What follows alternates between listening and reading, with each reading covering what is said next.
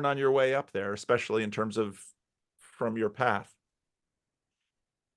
Well, anyone who's worked in corporate America or in a big organization like this will recognize that these organizations have lots of hierarchy, and that which was very much more the case in those days as well. There was all the managers were suited, blue or black suits with shirts and ties, and the hierarchical status was very, very prominent. So you had to sort of cow down to your superiors. You obeyed their orders pretty much without question, and you were happy. You were just grateful to have a job.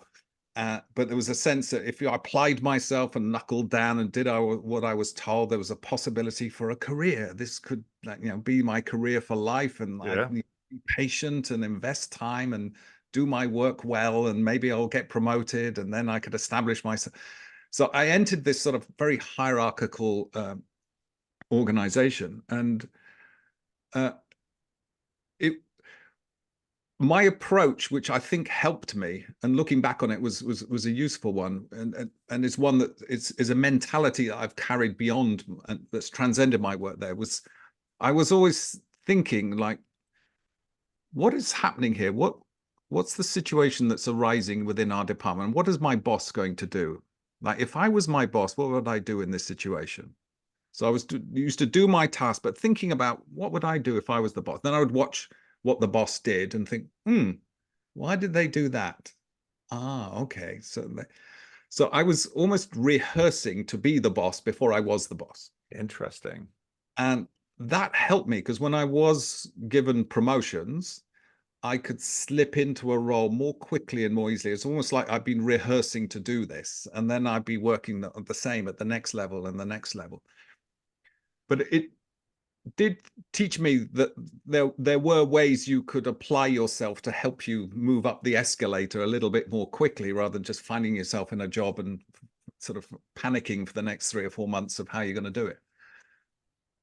But it was very hierarchical and power driven. And as you move up the hierarchy within a large institution, when you start at the bottom, you're doing with real work and real people and real Right. products, real customers. And then somewhere at the top, you have the levers of power. You can sort of make things happen. But in this middle tier, it's like the shark infested waters of middle management, which don't do the real work, nor do they have the real power, but they sort of mediate between the two. And there's a lot of signaling and making sure that you look good and hitting the numbers, and some very psychopathic type behaviors can come out in that middle shark infested waters. Everyone's clambering and scrambling to make their way up the greasy pole. And it's when I entered those waters that I really thought, I can't do this corporate stuff. Hmm. I was too interested in what needed to be true out there for customers and what we're building. It, I wanted to do the best that I could with the life force that I've got to have the best impacts that I could. And this sort of playing politics to screw people over and playing games, Yeah. I can't do this. And even when I was running a department there, I was still technically middle management because my Yeah. department wasn't making $100 million that were even registered on the radar. So there came a point where I just thought, I can't do this anymore. I can't do this. And I literally told my boss, like, shove your job. I can't play this game anymore. And I just like, sod it, I'm off, because there was a situation that I just couldn't confront anymore. And off I went, um, into a wholly different direction. Oh, well, let's hear what direction and why. Well, I got to the point when I was running the messaging business in BT, and it was around about 2000, and messaging and telecoms were quite big. There were, Yeah. the dot-com boom, and Yep. telcos were a big player in that. And so there was lots of interest at all these new funky services that were coming out on mobile networks. So I got invited because BT was seen as a big player to go and present at a number of international conferences. And for me, this was like, oh my God, this is amazing.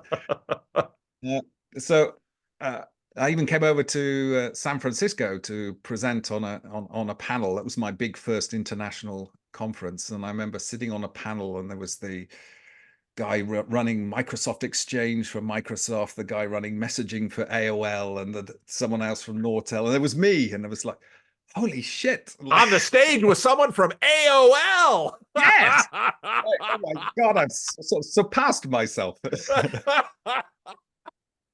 But I remember giving my talk with my knees basically giving a round of applause underneath the lectern because they were trembling so much at being in this sort of esteemed crowd. But it went well, and that sort of gave me a confidence I could do this. So given that I was doing these kind of presentations, it came to the attention of one of the big international consultancy companies, Arthur D. Little, ADL. I've heard the name, yeah. Yeah, they're like a smaller version of a McKinsey's or something like that. They as soon as they knew I was available, they said, Andy, would you come and work for us? Because we're doing some big major telco deals, and your experience and knowledge is going to be really important because all this fancy new clever internet-y stuff on networks is kind of where all the action is, and we need an expert in our team. So I got hired into there, and before I knew it, I was being parachuted into boardrooms where people would be hanging on my every word. And I thought this was amazing. Like a couple of months before, I couldn't get my boss to take me seriously. And now people are throwing money at this consultancy company to just hear me pontificate on stuff. And I thought, my God, this is amazing. But it did give me a couple of years experience of like how the big boys make decisions about mergers and acquisitions. Uh-oh. And this, how would we do that? And I made, again, some fantastic friends there, which I've got today. And it was great experience of being in the boardroom, which I always thought, well, this is interesting. I always thought that merit must be at play here, and therefore people right at the top must be so planet brain-like to have made it all the way up there. They must kind of know everything. And one of the greatest sort of surprises for me was the degree to which that wasn't the case. Let's be polite. There were a lot of people there who were pretty darn clueless. They could certainly have a turn of phrase and sound all sort of competent, but really they didn't understand much at all. A lot of it was gloss, and and that shocked me, that the people running most of our organizations are dumber than I thought they were. Yeah.